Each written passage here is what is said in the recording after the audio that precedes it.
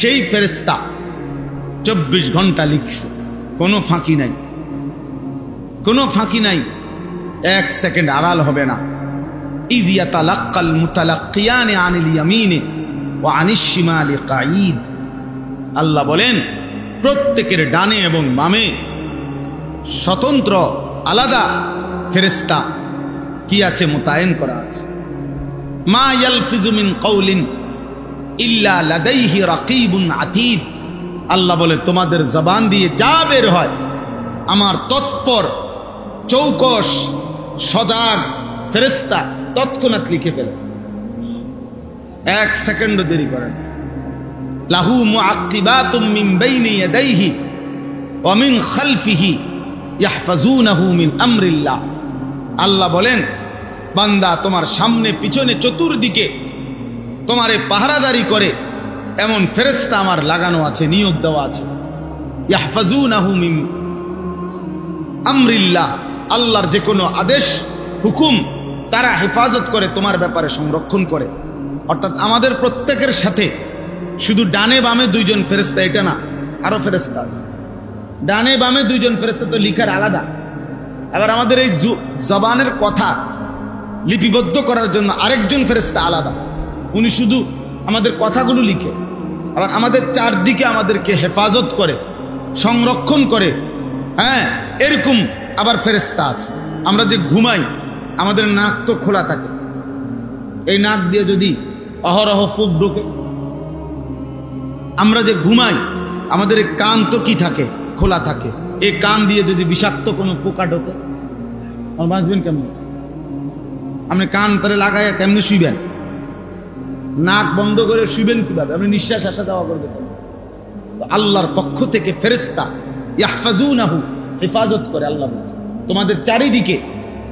তোমাদের চারিদিকে ফেরেশতা আছে আমি আল্লাহর পক্ষ থেকে।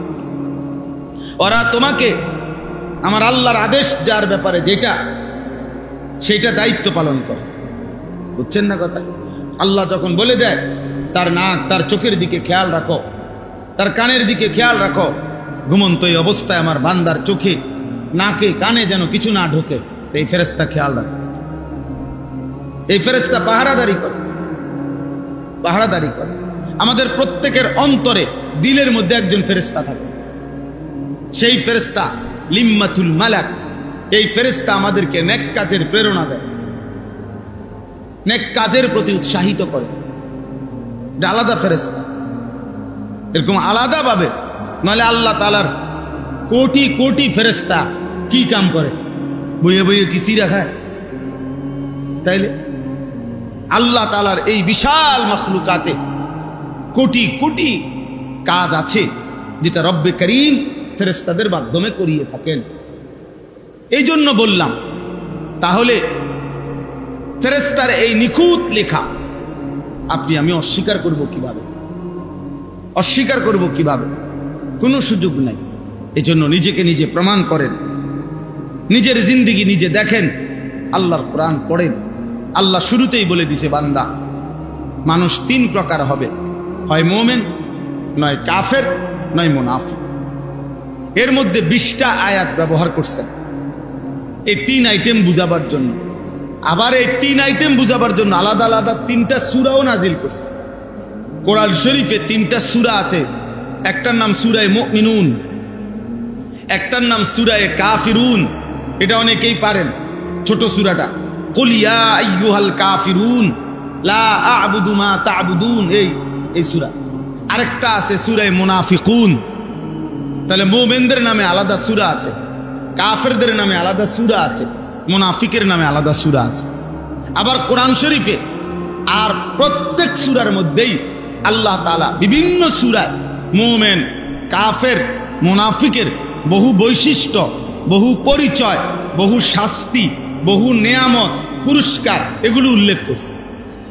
তাহলে কোরআনুল কারীমের মধ্যে পৃষ্ঠায় পৃষ্ঠায়, পাতায় পাতায় এই 3 শ্রেণীর আলোচনা।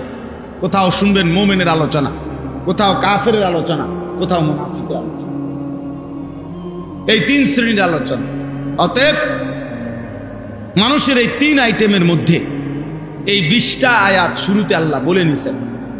এর মধ্যে 20 আয়াতের মধ্যে 5টা আয়াত প্রথম মুমিনের আলোচনা, 2 আয়াত মানে 6 এবং 7 এই 2 আয়াত হইল কাফেরের আলোচনা, আর 8 থেকে নিয়ে 20 13 আয়াত মুনাফিকের আলোচনা। মুনাফিকের কথা বলতে গিয়ে আল্লাহ 13টা আয়াত ব্যবহার করছে, কাফেরের কথা বলতে গিয়ে মাত্র 2টা আয়াত ব্যবহার করছে, মুমিনের কথা বলতে গিয়ে 5টা আয়াত ব্যবহার করছে। তো আমি আপনাদের কাছে যেই 3টা আয়াত করছি, এই 3 আয়াত মুনাফিকের যেই আলোচনা, এই 13 আয়াতের প্রথম 3 আয়াত। এবার বুঝছেন? প্রথম 3 আয়াত অর্থ, এই 3 আয়াতে আল্লাহ তাআলা মুনাফিকের ব্যাপারে বলছেন। মুনাফিক কে? মুনাফিক হলো দ্বিমুখী সাপ, যে সাপের 2টা মুখ থাকে, এই দ্বিমুখী সাপ সে মুনাফিক। হুয়াল্লাযী ইউযহিরুল ইসলাম ওয়া ইউবতিনুল কুফরা, যে মুখে নিজেকে মুসলমান প্রকাশ করে অথচ যার অন্তরের মধ্যে, হৃদয়ের মধ্যে কুফরি, যে প্রতিনিয়ত তার দিলের মধ্যে আল্লাহর অবাধ্যতা, রাসূলের অবাধ্যতা, আল্লাহর কোরআনের বিরোধিতাটাই লালন করে, অথচ জবানে জিজ্ঞাসা করলে মুখে মুখে বলে আমি মুসলমান, তারে মুনাফিক বলে। ইউযহিরুল ইসলাম, ইসলাম প্রকাশ করে, ইউবতিনুল কুফরা, কুফরি গোপন রাখে, যে এক দিক দিয়ে ঢোকে আরেক দিক দিয়ে বের হয়। আরব দেশে এক ধরনের ইঁদুর ছিল, ইঁদুর, ইয়ারবু ইঁদুরের নাম, বড় বড় ইঁদুর ছিল। তাফসীরের মধ্যে আছে এই ইঁদুর আরব দেশের, তার সিস্টেম ছিল ইঁদুরের, মনে করেন এখান দিয়ে গর্ত, ওই ইঁদুরটা, তো এই গর্তটা তো মুখ খোলা, তো এখান দিয়ে এসে ঢোকে, এখান দিয়ে এসে বাইর হয়। স্বাভাবিকভাবে যে কেউ দেখলে বুঝবো যে ইঁদুরের গর্তের মুখ যেহেতু এটা, তো সে ঢুকবে কোনান দিয়া? এন দিয়ে। তো বাইরিব কোনান দিয়া? এদিক দিয়ে বাইরিব, ঠিক না কথা? কিন্তু এই ইঁদুর কি করত, এখান থেকে নিয়া ওই মনে করেন 1 কিলো দূরে বা আধা কিলো দূরে, অনেক দূরে আরেক জায়গা দিয়া এই নিচের থেকে মাটি খুঁড়া ওই পর্যন্ত মাটি খুঁড়া এখানে একটা রাস্তা বানায় রেখে জাওনের ওই মাথাত নিয়া সে মাটির একদম উপর পর্যন্ত সে খুঁড়া মাটি ক্লিয়ার করে রাখছে, পরিষ্কার করে রাখছে, শুধু উপরের যে লেভেলটা মাটি এইটা ফেলাইতো না। এমন বাটফা, বুঝছেন না কথা? মানে এই উপরের এই কদ্দুর মনে করেন পাতলা মাটিটা এই দূর রয়েছে আর কি, এটা উপরে দিয়ে কেউ তাকাইলেও বুঝবে এনে কোনো মুখা নাই, এনে কোনো গর্ত নাই, কিন্তু উনি রেডি করে রাখছে পুরাটা। এখান দিয়ে যখনই তারে কেউ দৌড়ানি দেয় তো এখানে ঢুকে, তো ঢুকলে তো ওই ব্যক্তি মনে করে তেতে এন দিয়েই বাইরে বাবা, কিন্তু সে এক দৌড়ে গিয়া ওইখান দিয়া খোঁচা দিয়েই বাইরে যায়।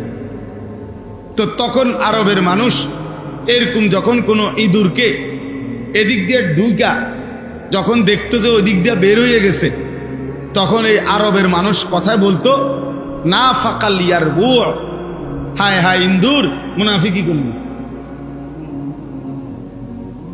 কি করলা?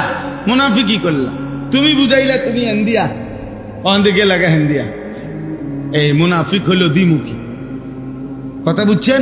অর্থাৎ যে বললো আমি মুসলমান, অথচ সে চলা ফেরা কথাবার্তায় ক্রিয়া কাজে তার আচরণ ভিন্ন, বেঈমানের মতো, তাইলে এটা মুনাফিক না? কথা বলেন না কেন? মুনাফিক।